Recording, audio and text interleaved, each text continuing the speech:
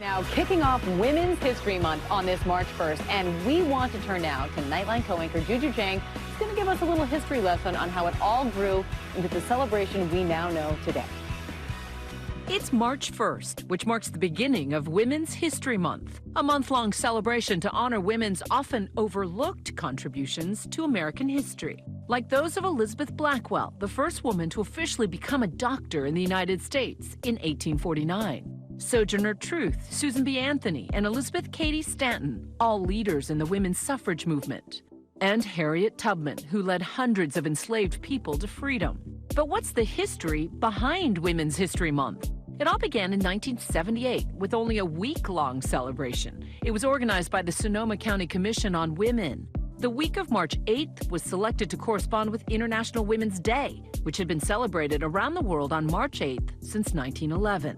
The movement began to gain momentum, and the following year, other communities and school districts initiated their own celebrations of Women's History Week.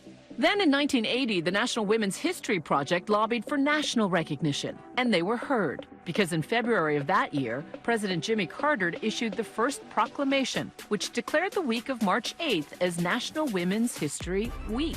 6 years later, the same organization petitioned for an expansion on the event, and in March of 1987, Congress passed Public Law 100-9, proclaiming March as Women's History Month. Now, every March and all month long, we celebrate countless extraordinary women who've earned their place at the table. And the rest, as they say, is history. It's history. Thank you, Juju Chang, for that report. Well, hey there, GMA fans. Robin Roberts here. Thanks for checking out our YouTube channel. Lots of great stuff here. So go on, click the subscribe button right over here to get more of awesome videos and content from GMA every day, anytime. We thank you for watching, and we'll see you in the morning on GMA.